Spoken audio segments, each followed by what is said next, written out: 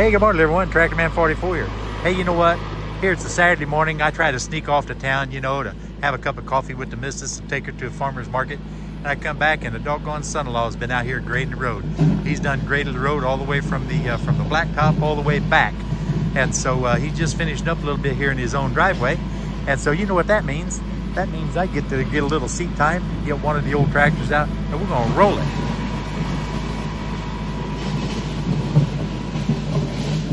It'll roll really good right now, simply because it's got a little bit of moisture in it.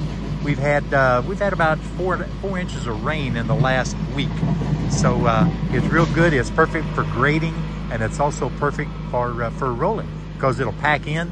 Now that we got just a little bit of air blowing over the top of it.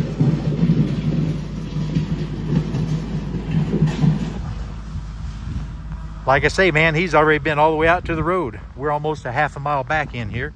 When we go all the way to the back end in the woods, we are a half a mile from the blacktop.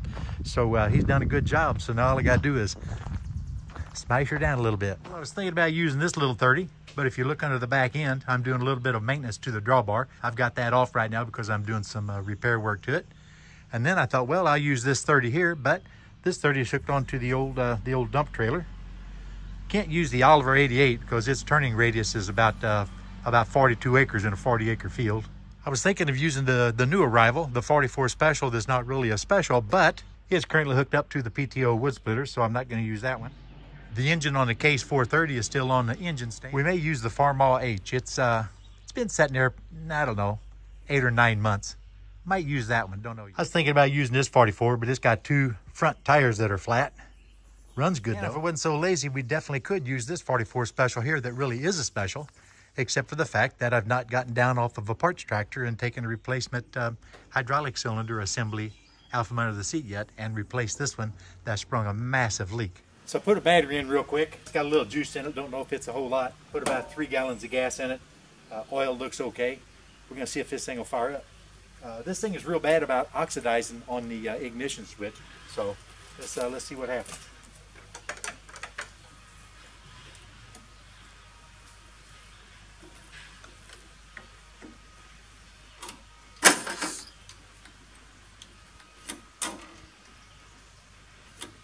Seems like there's an issue with ground. Well, doggone, I did have to go get a voltmeter and found out, just like I said, up here on the starter button, on the ignition circuit in the starter button, it was not passing through that doggone push button.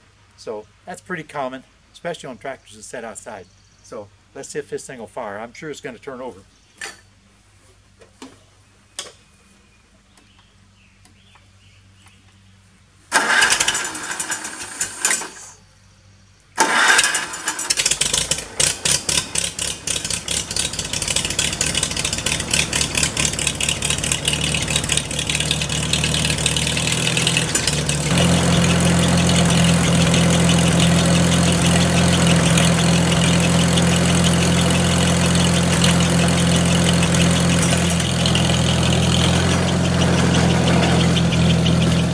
Well, guys, you ain't gonna believe this. You know, he fired that old International H up, drove it forward about 15 feet, stopped it, come up here and set up the camera, you know what I mean? Went back down, put it in gear, and for whatever reason, it's locked in 2 gears. So I'm gonna have to pull the shift lever out of it and the retaining clip, and pull out the shift lever and reach down there and adjust those forks, get them all back into position. So I'm not going to be using the International H after all. But you know what? It just goes to show you, whenever you have all these old tractors and stuff around, you have to be prepared to keep your cool and not get irritated at this stuff. You just kind of have to laugh, roll with the punches, grab another tractor and go and do it. And that's one of the reasons why this old guy right here is sitting here, because I think it's going to be a little more reliable than most of my old junk. So anyway, let's see if we can go get one of the old 30s fired up. And once again, the tractor manufactured by Massey Harris to be in direct competition with the Farmall H, this Massey Harris Model 30, which is just about 6 or 7, maybe 8 cubic inches, a little bigger than the overhead valve H. But at any rate, this tried and true old 30 is going to take its place today on the roller.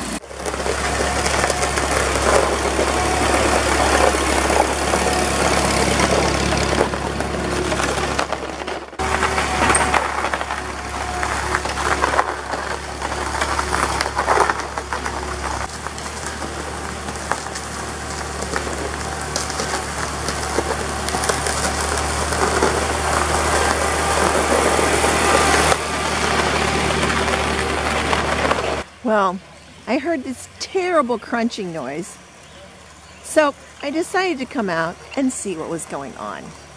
And lo and behold, I found out he was rolling the road. Literally rolling the road. There's a with a roller, because they came out and churned it. That's my son-in-law on the back. So they churned it up, and now they're rolling it. So I thought I'd come out and just take a picture of them rolling the road with the rolly thing behind it. Oh, talk louder. Yes, because the tractor's right here. Oops, it's too close. There it goes. There's the rolly thing. Rolling the road. Oops. And there we go.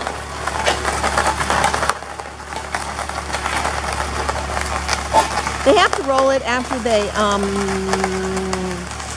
do the other thing where they go through and, not plowing, grading. They graded the road, which makes it lumpy, but they have to do that to get rid of the holes, because you have to dig the holes in the road up. Otherwise, you just fill them with rocks and the rocks come back out. So you have to destroy the hole and make it not a hole anymore, and then redistribute the gravel. De-holing. All right, so I'll just pan around here, let you look at kind of the other stuff. It's hidden in the weeds, and he thinks I don't see them because they're hidden in the weeds. I don't know what most of these things ever were before. They just kind of blend into the scenery.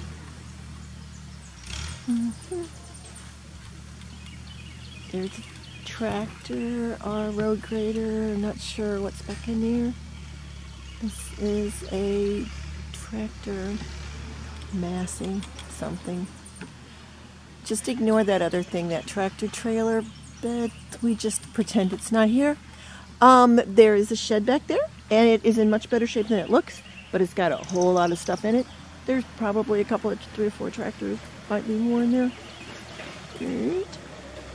That kind of yellow, whatever color that thing is not sure. It just showed up here a couple of weeks ago. The green thing next to it showed up too. That's an Oliver. Here comes the rowy thing back, the gradery thing, the rolly thing.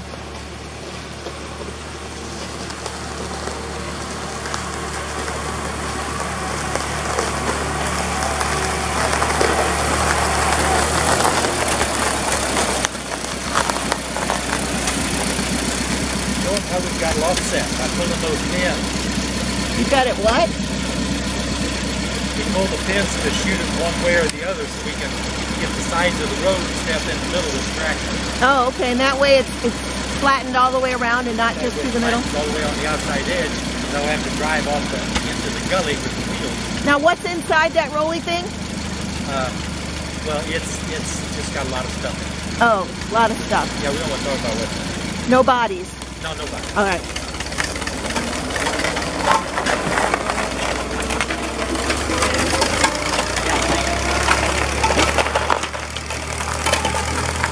There they go, off into the sunset. Haha. There's the sawmill down there.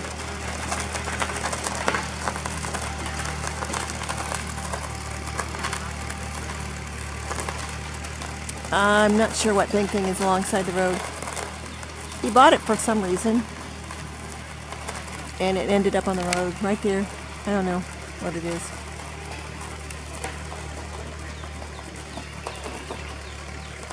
It has wheels. It used to move. It used to do something. Now it sits. Right.